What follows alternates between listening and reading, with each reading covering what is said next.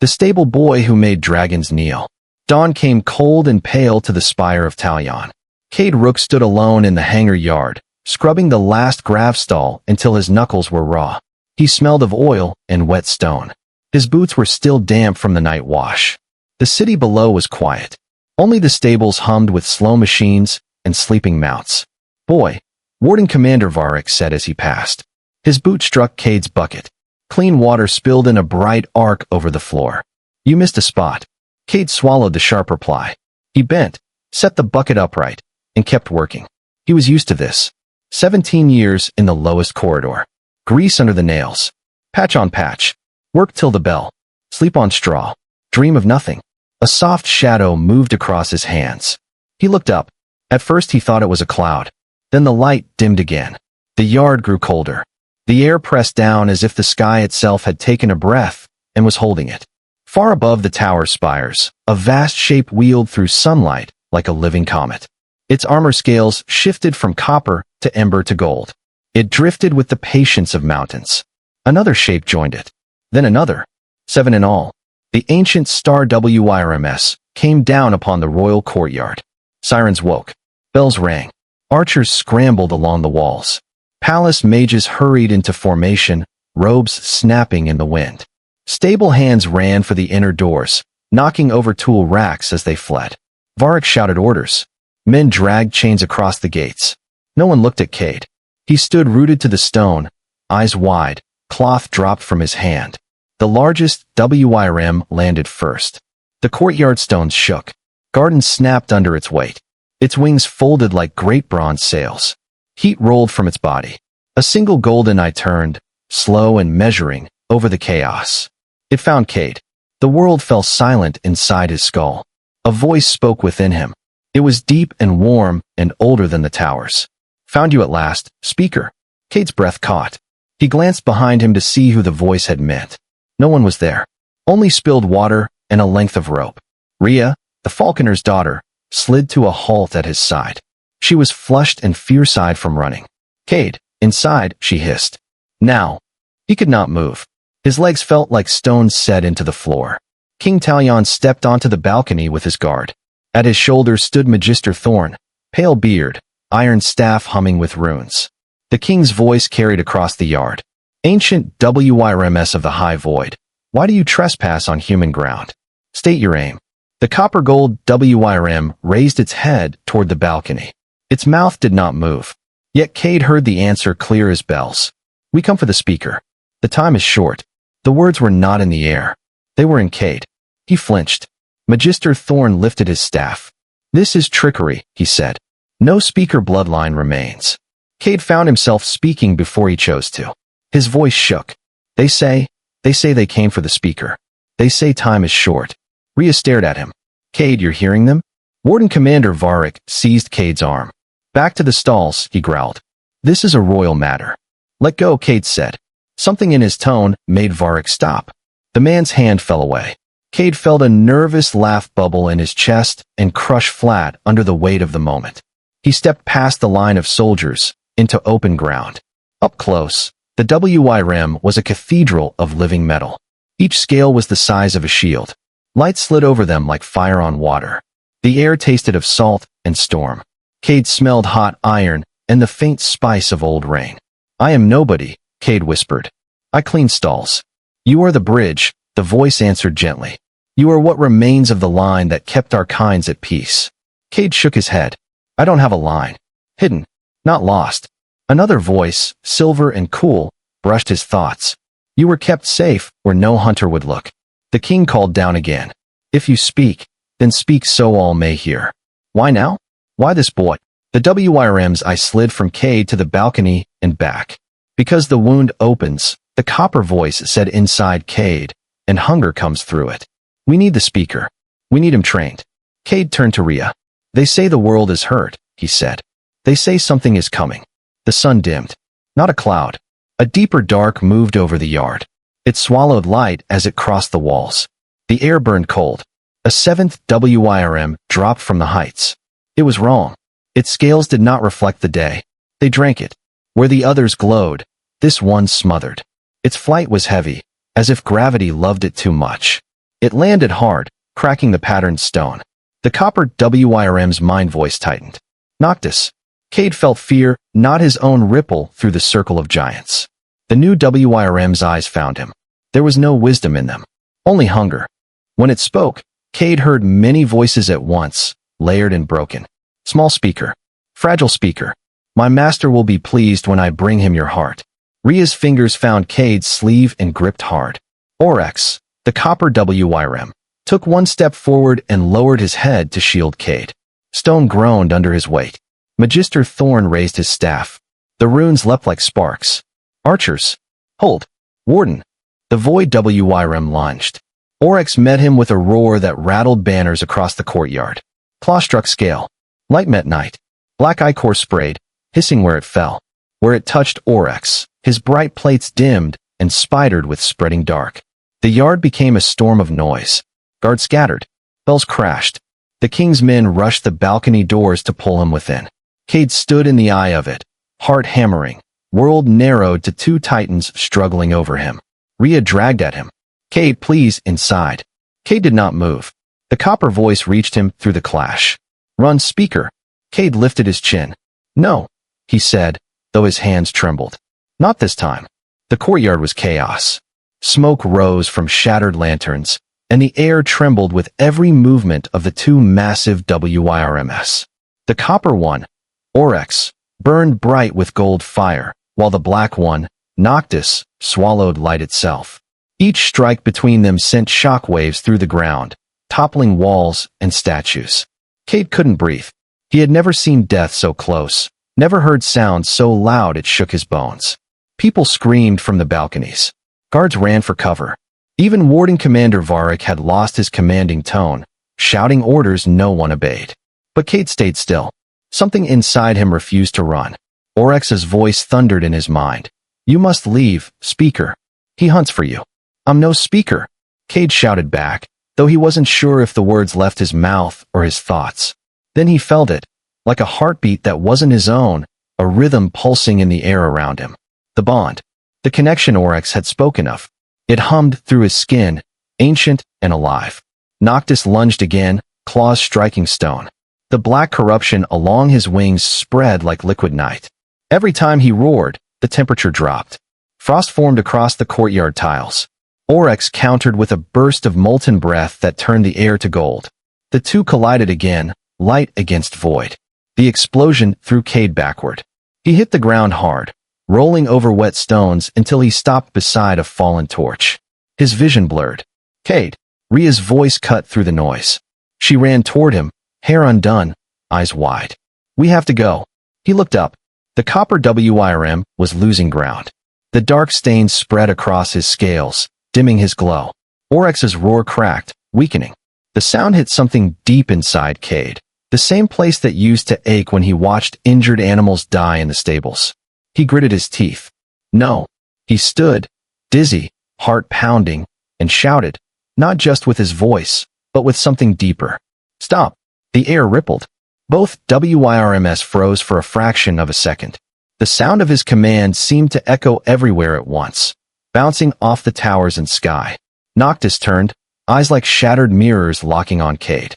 You dare command me, human shell? Oryx's voice filled his head again, urgent and low. You are stronger than you know. Trust it. Cade raised his hand. He didn't plan what to do. Instinct moved first. A pale light burst from his palm, thin and flickering, but real. It connected to Oryx, then leapt to Noctis, threading between them like lightning caught in air. For a moment, the world went silent. Cade felt both creatures at once, the burning pain of Oryx, the cold hunger of Noctis. He saw memories that weren't his, skies filled with flying WYRMs, mountains that sang, and a dark tide rising from the stars. The visions nearly broke him. He screamed, falling to one knee. The light flared brighter, pouring out of him uncontrolled. The nearest guards stumbled back, shielding their eyes. Oryx roared, but not in pain this time. The golden WYRM's body flared, shaking off some of the spreading black. Noctis recoiled, hissing, as streaks of light cut across his corrupted scales. You will not cleanse me. The dark WRM's voice snarled. You are nothing. Cade forced himself upright, blood trickling from his nose. Maybe, but I'm still here. He focused on the link, on the rhythm he'd felt before, the pulse of something vast but familiar. He imagined it as light, as breath, as warmth. And then he gave it away. The glow burst from his chest in a shockwave. It rolled across the courtyard like dawn breaking through night. Noctis staggered backward, roaring, the black surface of his body cracking. From the wounds spilled not blood but shadow, escaping like smoke. The darkness screamed as it left him. Cade fell again, vision dimming, breath shallow. The courtyard was a blur of movement and color. When the light faded, the corrupted WIRM stood still, smaller now, his scales silver white, his body trembling. Oryx lowered his massive head beside Cade. The voice in his mind was softer now, full of awe. In all our history, no speaker has ever done this. You purged the void itself. Cade tried to answer, but only managed a faint laugh. Did I fix him? For now, Oryx said. But it cost you dearly. The last thing Cade saw before he lost consciousness was Rhea running toward him, shouting his name. The world tilted sideways, the sound of wings fading into the distance. And in the deep silence that followed, one truth settled into Cade's fading mind. Whatever he had become, there was no going back. When Cade woke, he was certain he had died. Gone were the cold stones and shattered tiles of the courtyard. He lay in a grand room hung with velvet curtains and soft candlelight. The ceiling curved high above him, painted with stars. The bed beneath him was so soft he thought he might sink forever. Then the pain came, the deep ache in his chest, the sting in his palms, and the sharp taste of metal on his tongue. He gasped and tried to sit up, but the room spun. "You're awake," said a voice. Rhea sat at his bedside, her braid undone, her face pale but smiling. "You scared half the kingdom." Cade blinked. "The dragons, Oryx, Noctis, are they?" "Alive," said another voice, calm and low. Magister Thorn entered, his long staff tapping softly on the marble floor. "Both live. One by your doing, it seems." Cade frowned. "What happened to me?" Thorn studied him for a long moment before answering. "You burn with light, boy. Light strong enough to purge a creature the world believed unhealable. Even dragons are speaking your name now." Cade tried to laugh, but it came out as a weak cough. "I'm just a stable hand. I don't even know what I did." The door opened again. King Talion stepped in, his armor polished though his face showed sleeplessness. He stopped near the bed, watching Cade with an expression that was not anger, but something like awe. "You're no ordinary servant," the king said. "The WIRMS will not leave the skies above my castle until you rise." Cade struggled to his feet despite the pain. "Your Majesty, they say I'm something called a speaker. I don't even know what that means." Thorn sighed and motioned for him to sit again. "Then it's time you learn. 3 centuries ago, before your king's line ruled these lands, there was another, House Draken. They were the keepers of the WIRMS trust, the bridge between human and dragon kind. The speakers came from their bloodline." Cade frowned. "House Draken? That's a myth." "Not myth," Thorn said. "Memory." He tapped his staff once, and a shimmer of light formed in the air, an image of a crest, 2 intertwined dragons encircling a silver flame. Rhea's eyes widened. "I've seen that symbol. Old carvings in the stables." Cade looked between them. "My parents, my real ones, were servants. They died in the fever when I was 4. The king shook his head. "The ones who raised you protected you. They were not your birth parents.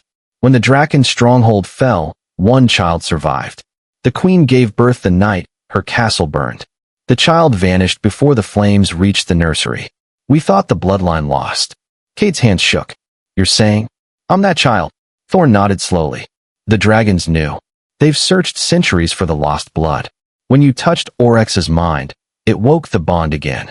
That's why they came." Cade turned away, staring at the curtains. "So I'm supposed to believe I'm some ancient heir? I cleaned floors and fed horses." Rhea stepped closer. "Maybe that's why you're still alive. No one would look for a king's heir covered in grease." Silence hung in the room for a long moment.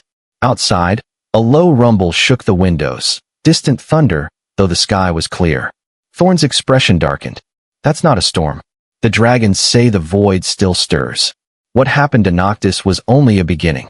The king straightened. "What is this void?" Thorn's eyes reflected the candlelight. "A hunger that exists between worlds. It devours magic. Dragons hold the greatest wells of magic known. If it reaches here again, it will consume all life. Cade stared at his hands. They still glowed faintly, traces of the light he'd unleashed. And you think I can stop it? A familiar warmth brushed his thoughts, the voice of Oryx, faint but steady. You already have, young speaker. Once. Cade blinked, startled. He's talking to me. Now. From outside. Thorn's brow lifted. Then the bond grows stronger. Rhea leaned in, whispering, "What's he saying?" Cade swallowed. "He says the dragons are waiting, and that the world is changing faster than we think." Thorn turned to the king. "We cannot ignore this, Majesty. The return of the speaker means prophecy is in motion." The king nodded slowly. "Then he will not be hidden again." He looked to Cade. "You will be trained. The dragons are ready to teach you, and my castle will protect you. In return, you will help us prepare for whatever comes from the void." Cade felt the weight of the king's gaze, the wizard's warning, and the faint hum of Oryx's mind pressing against his own. He was no longer the invisible boy from the stables. Every breath felt heavier now, tied to something vast and old. He turned to the window. Far beyond the city walls, 7 glowing shapes wheeled across the clouds. The dragons circled like sentinels, their wings slicing through sunlight. Rhea followed his gaze. "They're waiting for you, aren't they?" Cade nodded slowly. "Yeah, and I don't think they'll wait long." Somewhere in the distance, the thunder came again, closer this time. But it wasn't thunder. It was the sound of something breaking its way through the veil of the world. 3 days after waking, Cade stood on the highest tower of the spire. The air was sharp and cold, filled with the scent of rain and ash. Far below, the kingdom of Talion stretched in quiet peace. Cobblestone streets, silver rivers, and small lights flickering in windows. It was almost beautiful enough to forget that the sky had nearly fallen. Oryx crouched on the tower's edge, his enormous wings folded close. The copper glow of his scales reflected the dawn. When he spoke into Cade's mind, his voice rumbled like a heartbeat. "Your blood remembers, even if you do not. Feel for the bond, speaker. We are not separate." Cade shut his eyes. The wind brushed his face. He reached inward, toward that strange pulse he'd felt before, the rhythm that wasn't his own. At first there was only silence. Then warmth, like sunlight through armor, spread through his chest. When he opened his eyes, his vision wasn't his own anymore. He saw everything. The glittering rivers below, the shimmer of heat around the city walls, and, high above, a flock of small airships cutting across the clouds like metal birds. He gasped. He was seeing through Oryx's eyes. Rhea clapped her hands. "You did it. You're actually flying without moving." Cade grinned weakly. "If I fall over, catch me." Before Oryx could speak again, a shiver ran through the sky. The air dimmed, not like sunset, but like a curtain of black glass sliding over the sun. Oryx's wings flared wide. Something stirs. The void is awake. Across the horizon, a dark ripple spread, first faint, then growing. Lightning flashed inside it, but the light was wrong, bent inward instead of out. The castle bells began to ring. Down below, soldiers ran to their posts. Magister Thorn appeared on the tower stairs, staff blazing with runes. "Cade," he called, "stay close. We may be seeing the first wave." Cade's stomach tightened. "First wave of what?" "Spawn," the wizard said grimly. "Fragments of the void given shape." Oryx lifted his head to the wind. "They come." And they did. From the black haze poured things with no name, shadows that twisted as they flew, each form shifting like smoke caught in glass. Some crawled along the walls, others floated through the air. Everywhere they touched, the stone blackened and crumbled. "Archers," shouted the king from the courtyard below. "Mages to the gates." The castle roared to life, but the creatures kept coming.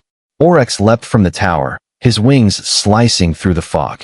Fire erupted from his throat, washing the courtyard in light. Other WRMS rose to join him, silver, blue, and crimson. Their flames cut through the darkness, but for every creature that fell, 3 more climbed over the walls.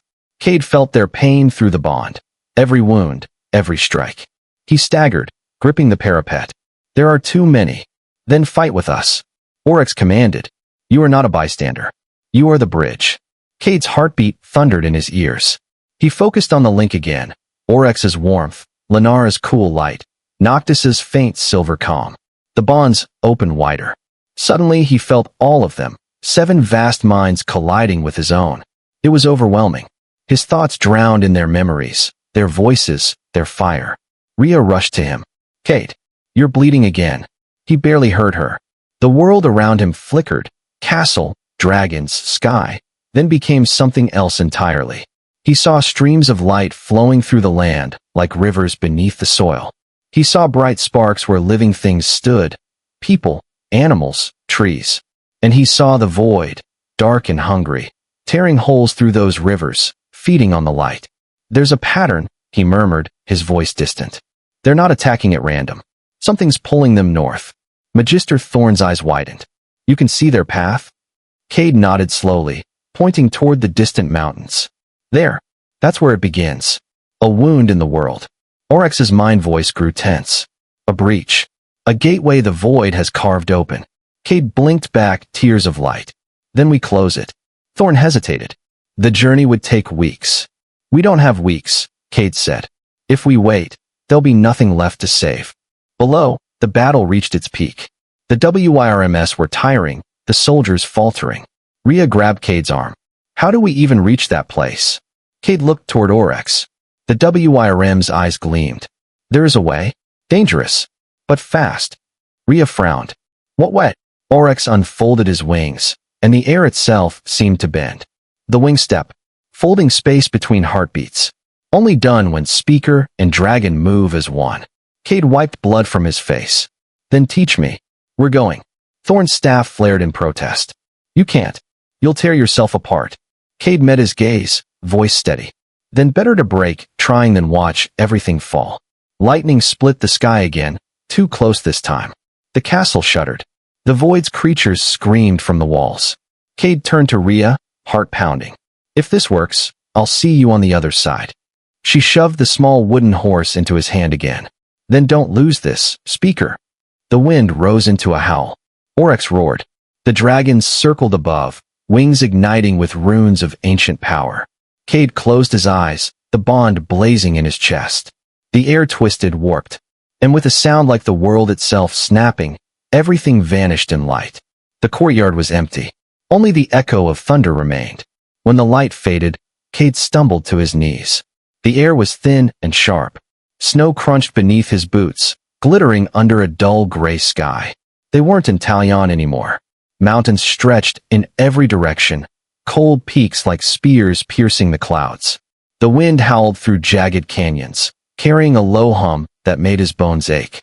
And ahead of him, floating above the ice, was the breach. It looked like a wound torn into reality, a rip of darkness where the sky should have been. The edges bled light, twisting inward, and from that rift poured streams of smoke and shadow that solidified into living forms. Void spawn. Hundreds of them crawled over the frozen cliffs, their bodies constantly shifting, sometimes humanoid, sometimes monstrous, sometimes both. Each step they took drained the color from the ground, leaving only gray ash. Cade rose shakily, clutching the wooden horse Rhea had given him. Behind him, the 7 dragons unfolded their wings, shaking off frost. Their scales shone like jewels in the stormlight. Oryx's voice filled his mind, calm but heavy. "We have arrived, speaker. This is the scar of the void. Its heart beats beyond this tear." Cade's breath fogged the air. "Then we end it here." From the shadow of the breach, something stirred. A tall shape formed, a figure clad in black armor, its face a swirling void. Around it, the other spawn stopped, bowing low. Thorn, who had arrived with the mages and royal knights, whispered, "A sentinel. The void's guardian." The figure lifted its sword, a blade made of absence, and the world grew colder. "Positions," shouted Commander Varric. His knights raised shields, steel flashing silver. The mages formed a circle around Cade, their staves glowing faint blue. Cade's heart raced.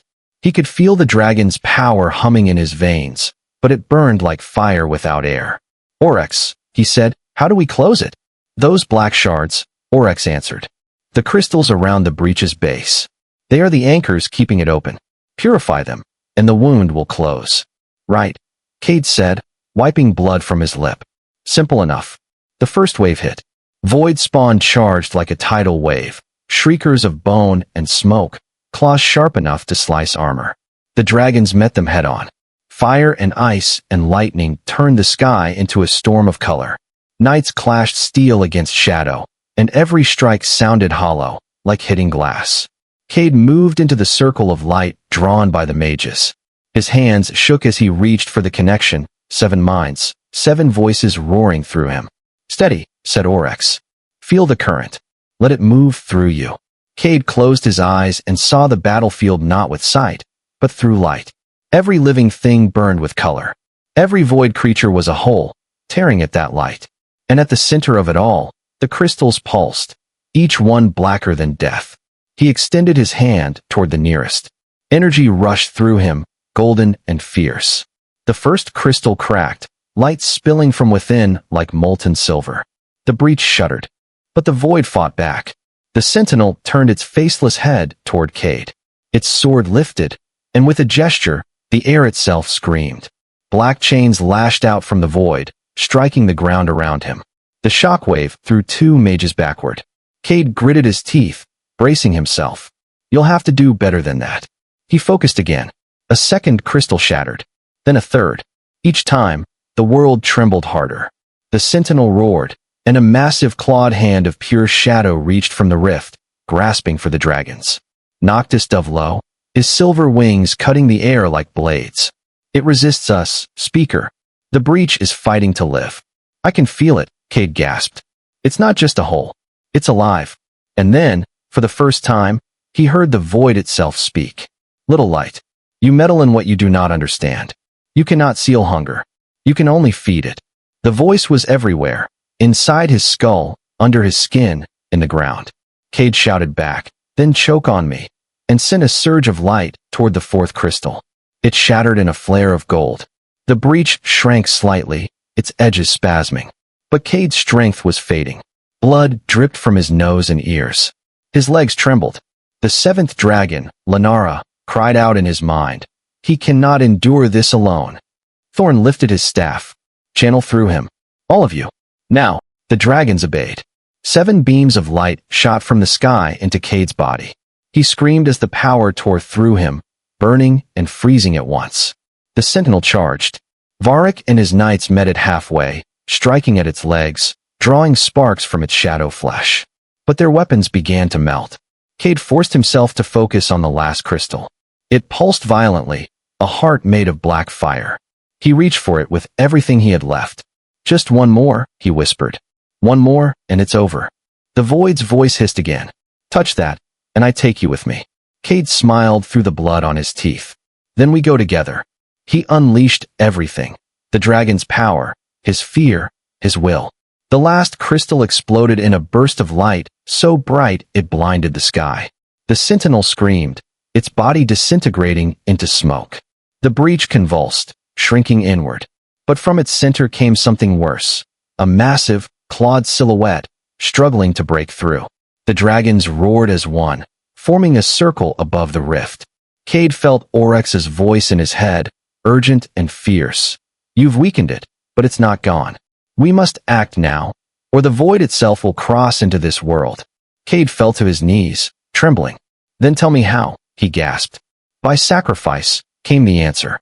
"But not of death, of balance." He looked up at the churning sky. "Balance.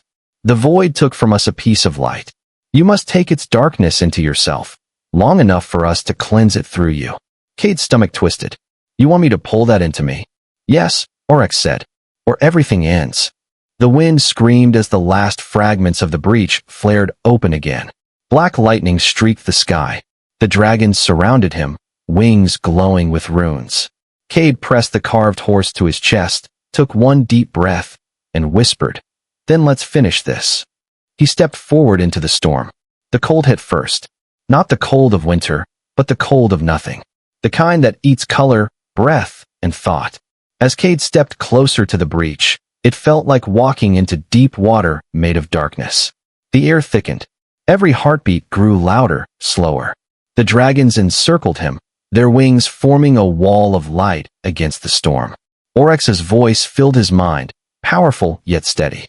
"Focus on the tether between us. Do not fight the darkness, contain it." I'll try, Cade murmured, clutching the small wooden horse in his hand. Its edges were warm, grounding him, a reminder of something real. Rhea's voice, her laughter, the stable that once smelled of hay and sunlight. The ground beneath him cracked as a column of black energy surged upward, striking the clouds. The breach howled, a sound like 1,000 whispers woven together. From within, the avatar of the void emerged, tall, shifting, faceless, the shape of a man, yet not a man. The stars behind it bent and vanished where it moved. You cannot contain the infinite, the thing said. Its voice wasn't sound, it was pressure in his skull, a claw in his mind. You are small, speaker. You will break. Cade's reply was barely a whisper. Maybe, but not before I fight. He extended his arm. The dragon's power surged into him. Fire, frost, storm, and shadow light. It rushed through his veins like a flood. The glow from his body grew brighter and brighter until even the ice beneath his feet melted. The void responded. Black tendrils whipped toward him, coiling around his chest and throat. Pain exploded through his nerves. His eyes burned as if the darkness was trying to crawl inside them. He screamed, falling to one knee, but the light held. Take it, speaker, Oryx urged. Draw it in before it consumes the world. Cade inhaled, not air, but shadow. He could feel the void sliding into him like liquid ice. His skin turned pale, then gray. His veins shimmered with both gold and black, intertwining. For a moment, everything stopped. No wind, no sound.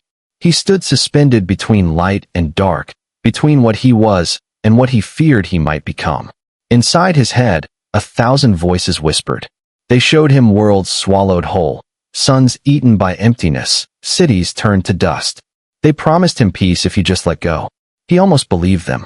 Then he felt it, the faint warmth against his palm. The wooden horse. Rhea's voice echoing in memory. Remember who you are, not just who they say you are. Cade gritted his teeth. I'm not your prey. He reached deep within the storm of his thoughts and found the thread, the bond to Oryx and the 6 other dragons. He pulled on it hard. A burst of light erupted from his chest, pushing back the shadow. The dragons roared as one, their energy flowing into him in a circle of pure force. Their roars became music, 7 notes of creation. Cade shouted over the noise. Now, cleanse it. The dragons unleashed their power through him, 7 streams of fire and light converging into the humans standing at their center. For a heartbeat, Cade's body became transparent, made of energy instead of flesh. The void screamed. The avatar lunged forward, but its arm disintegrated mid-strike, torn apart by radiant flame. The sky above split open, light pouring down like rain. Inside Cade, 2 powers collided. The darkness clawed at his mind, but the dragon's strength burned it away piece by piece. He felt every inch of it. Every shadow turned to ash, every echo silenced. It was agony and clarity at once. The avatar's voice fractured. This is not the end, little light. You will fade, and we will return. Then I'll be waiting, Cade said through clenched teeth. He forced his hand outward. The last of the void energy burst from his palm, spiraling upward in a column of blinding gold. The breach convulsed, folding inward like a wound healing shut. One final roar from Oryx, and then silence. The mountain was still. The wind returned. The rift was gone. Cade collapsed onto the ice, gasping for breath. His body smoked with faint trails of light. Oryx's shadow fell across him as the dragon lowered his massive head. You did it, Oryx said softly. The breach is sealed. Cade's eyes fluttered open. Everyone the knights? Many live, said Lenara, the silver WRM. Enough to rebuild. He smiled weakly. Then that's enough. The last thing he saw before the darkness took him was the first sunrise spilling over the frozen horizon. A sky reborn, painted gold where once there had been only shadow. And somewhere in that fading consciousness, he heard Rhea's voice again, calm and steady. Hold on, stable boy. The world still needs you. Light, warm, golden, and real. That was the first thing Cade felt when he opened his eyes again. The biting chill of the mountains was gone, replaced by soft sunlight filtering through silk curtains. He lay on a bed, far too soft to belong to anyone like him, and for a moment, he couldn't tell if he was alive or dreaming. Then a familiar voice cut through the haze. You woke up, Rhea said, standing at his bedside, her eyes red from lack of sleep. You were out for 10 days. Cade tried to speak, but his throat was raw. The breach? Closed, she said quickly, a small, proud smile tugging at her lips.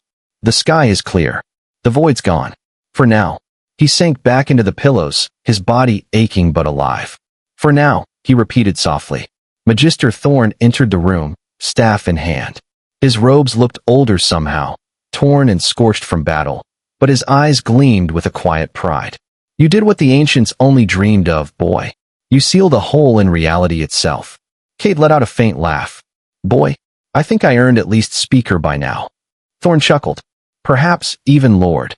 That word made Cade freeze. Lord.